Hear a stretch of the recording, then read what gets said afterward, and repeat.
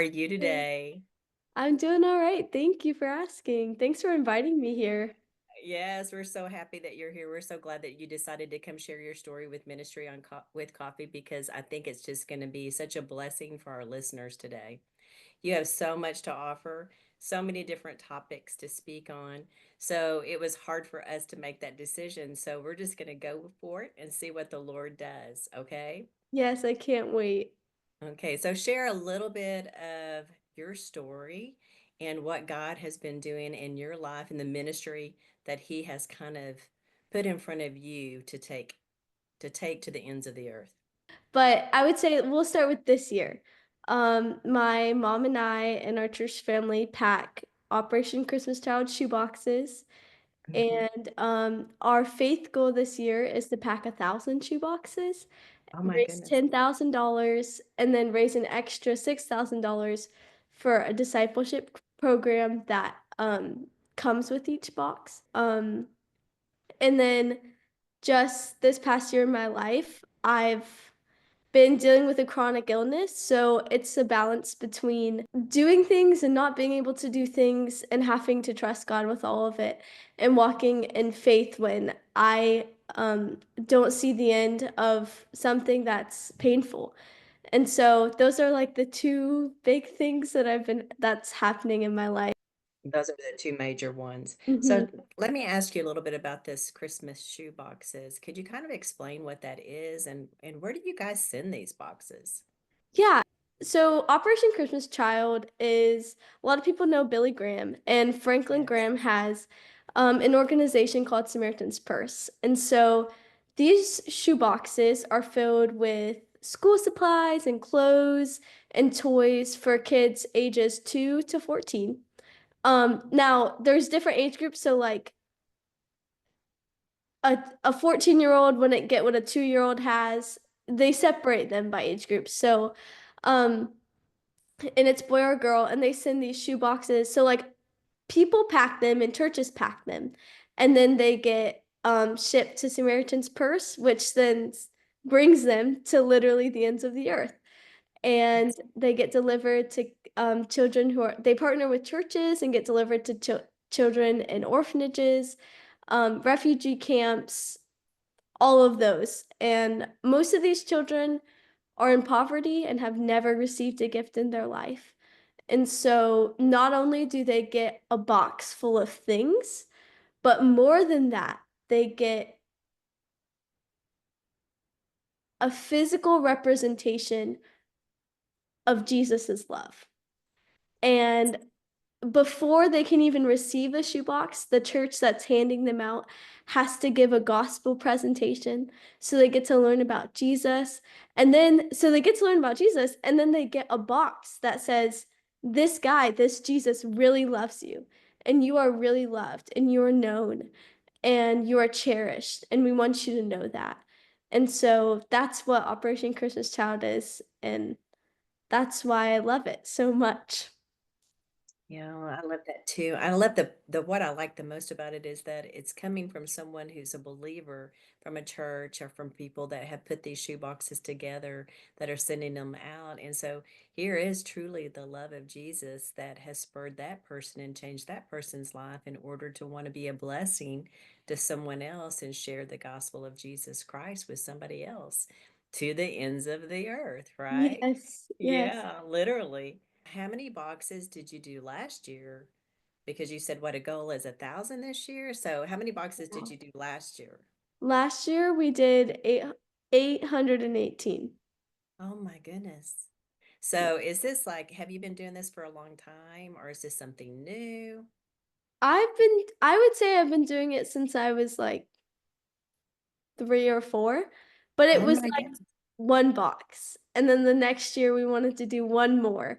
And then it just kept growing until our goal is 1,000. So So how many people help you?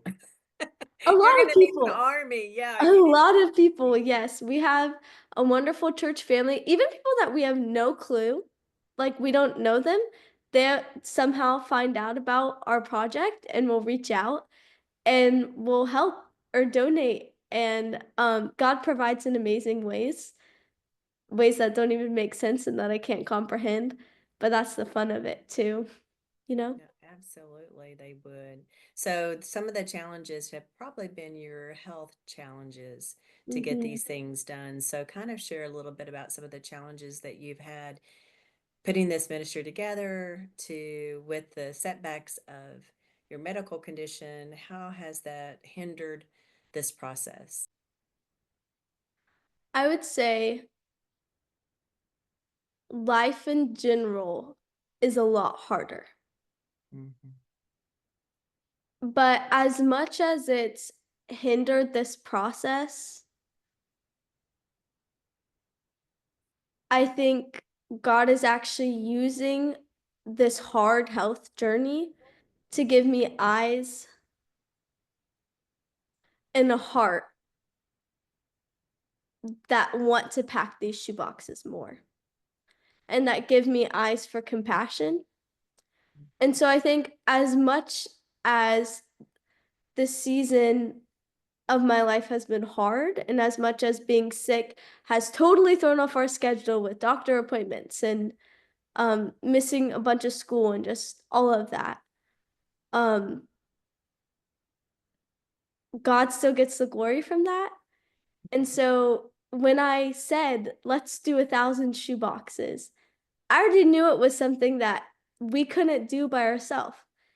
And I knew that goal was God inspired, but I knew that we couldn't do it. And so knowing that it's not up to me, that I don't have control over this is hard, but it's also so holy because God is so in it. And this ministry cannot be done without him. And I need his spirit. And so every day when I'm feeling sick, I'm reminded again that I can't do it without him. And so although it's been hard and in a way it's been a setback with this sickness, God has proved so faithful. And I know more that it's not about me. And these shoeboxes are not about me. They're not even and it's not even about the kids receiving the shoeboxes. It's that God's name would be glorified. And Yes. so God's name being glorified might come through sickness, might come through my sickness. And if so,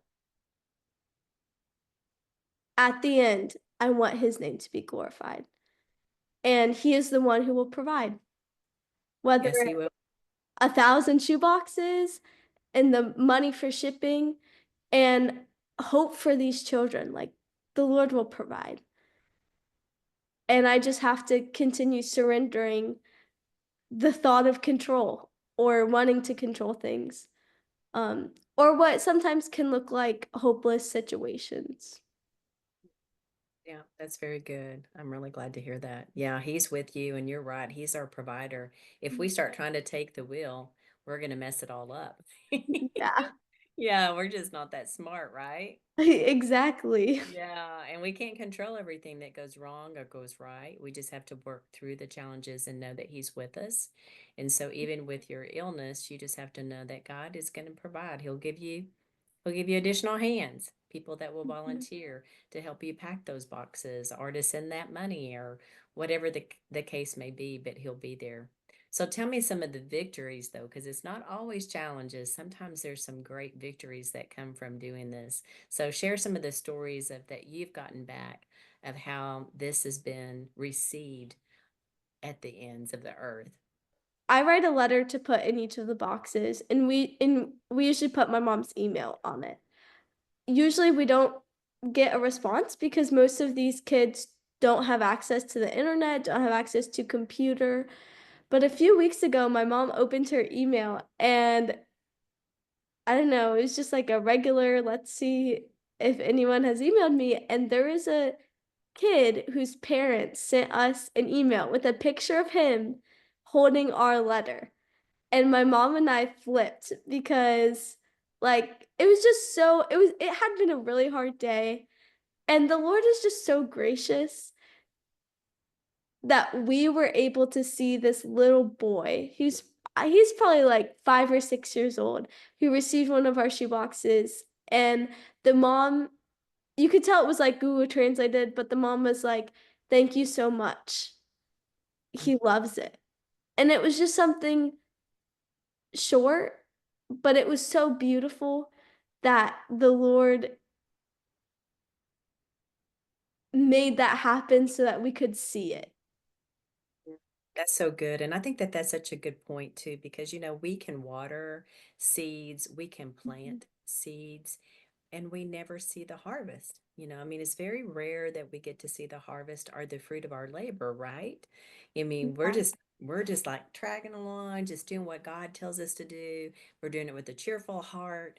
But sometimes it would be just really cool to see if what we're doing is bearing any fruit. And so you finally got to see some fruit from the work that you guys have been doing all this time. So I love that. I wish we saw more of it sometimes, I know. you know, but I think that if we saw more of it, it might go to our head. Right. So God's like, no, I love you too much for that, for sweet friend. And so he doesn't let that happen. But it's nice when he does because he's wanting to say, you know what? I see you. I see what Mm. you're doing and I love you. And I'm so thankful that you're loving on my babies, just even babies you don't even know. And I call them babies because everyone is a baby if they're below the age of 18. You can just blame that on my grandkids. But it's just I think it's really important that you're doing this, and I love that you're just reaching these young people in such different places of the world to know that Jesus is really there. So you're using this ministry. How would you share your ministry to encourage other people to get out there and do something for Jesus? Um, that's a good question. I would say if Jesus has transformed your life, go do something about it. Um, Specifically, one of the prayer that's been most prevalent in my mind, and it's from Isaiah 61, and it's the prayer that I'm praying for these kids receiving the shoeboxes. It's a prayer that I'm praying for me. It's a prayer that I'm praying for the people who are helping us pack the shoeboxes. It's talking about it's in Isaiah. It's talking about Jesus, but it doesn't say Jesus because it's a prophecy of Jesus. But it says, "The Spirit of the Sovereign Lord is upon me to proclaim good news to the poor." And it talks about like to comfort all who mourn and to provide for those who grieve on in Zion, to bestow on them a crown of beauty instead of ashes, the oil of joy instead of mourning, and a garment of praise instead of a spirit of despair. They will be called oaks of righteousness, a planting of the Lord for the display of his splendor. And so I think about what it means to live on mission, and that it's not just going to the ends of the earth or a random country, which is wonderful, but it's every day of my life choosing to again surrender to the Lord and choosing again for Him to lead me and releasing control again and saying, Lord, I want you to be the Lord of my life. You are my Savior, but you are also my Lord. When I read the verses in Isaiah, it just reminds me that God has come. Jesus came to proclaim good news to the poor. And I am a recipient of that good news. My life is transformed. My life is made new. My life is different. And I want that for others too. During this sickness, there's been so many days that despair has been just a clinging spirit. And it's just felt so hopeless. But Isaiah 61:3 says that he has come to bestow on them a garment of praise instead of a spirit of despair. And so that's something I'm praying for all of these kids receiving these shoe boxes, that no matter what hopeless situation they might find themselves in, that there would be a garment of praise wrapped around them because the presence of God would be in that shoebox. And when they open it, they would come to know Him. And so I think why we share the gospel and why I would encourage others to go and do the next step that Jesus is calling is because if you've been transformed, if you really know, like, can't fully comprehend it, but if you know and have experienced and received the grace of Jesus, like, you have to do something about it. You do.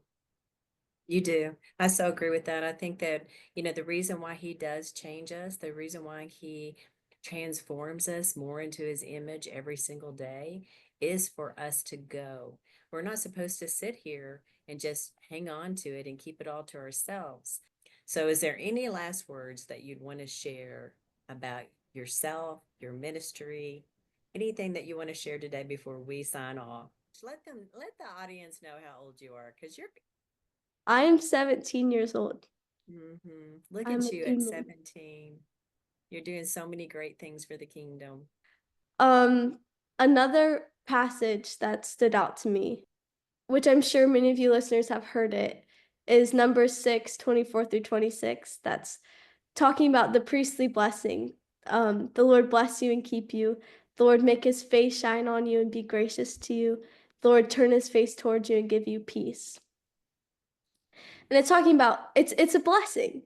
Um, that these priests would bless the Israelites every day.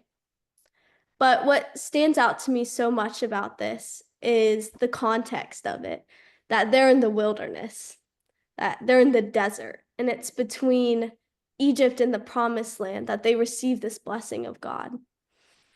And so the blessing isn't the promised land because they're not there yet. The blessing is the presence of God with them in the desert, with them in the wilderness. And in my life, that has been so true. That this sickness, wrestling with it, has been one of the hardest things in my, like the hardest thing in my life. And it's not been like over in 2 months. It's been over a year. It's been a long time and it's been grueling the whole time. And yet I am blessed because God's presence is with me. And I have hope because God's presence is with me. My hope is not to be healed. My hope is not in healing. Or I would, this whole year of my life would be complete despair because I haven't been healed. But the blessing and the hope God offers is his presence. And as I think of the verse, like, the Lord bless you and keep you, make his face shine on you, and be gracious to you. And how many times, like, this is a question that I've had to ask myself, how many times do I desire other things than just his face on me? Like, that's the blessing. There's so many other things that I try to chase after and run after and want and think I need, but his face, his glory, his presence, it's so much more than enough. And it's not just enough, like it's a blessing that he is with me. I guess my encouragement to any of the listeners would be, I don't know what you're going through, and it's probably terrible. And I'm so sorry. And it's probably so hard. But my encouragement, even like, I would implore you to seek God in this. And his presence is with you, and it's here. That's so good. So wise. You're so wise. And I'm so glad that you shared that with the listeners today because they needed to hear that. There are people that struggle every single day, and we're in a wilderness, right? Mhm. And if we're not in the wilderness, we're into some of the promised land for this season. We're in a promised land, and then we'll go back through it again because God continues to take us back into the wilderness because He's changing us into His image in every single day. And so we go through different wilderness and different seasons, and then we go into different promises in the Yeah. promised land in different seasons. And so I'm just really glad because there's somebody today that's listening that's in the wilderness. I can guarantee it. So I want to thank you for coming. I'm going to be sharing how people can give to you to help with these shoe boxes and how they can help and be a partner with you. So I will be sharing that with the listeners in the body of the language on this post. So I just want you to know that I'm hoping that you get tons of help after this video is released. Thank you so much for inviting me. Oh, I'm so glad you came. You've got an incredible story. You know that we're praying for you for healing. Even though that I know that you're with God, I still want healing for you so that we and the listeners will be praying for healing. Hello, friends. I just want to take a moment and thank you for joining us today with Ministry with Coffee. We're so glad that you're here. And I want to ask that if this has moved you or encouraged you, the story that you just listened to today, that you would like our page and that you would share our page with your friends and your family. Together, if we work together, we can share the gospel of Jesus throughout the world at one cup, one story at a time. Thank you again for your support. We are so glad that you have chosen to minister and partner with us. Thank you again.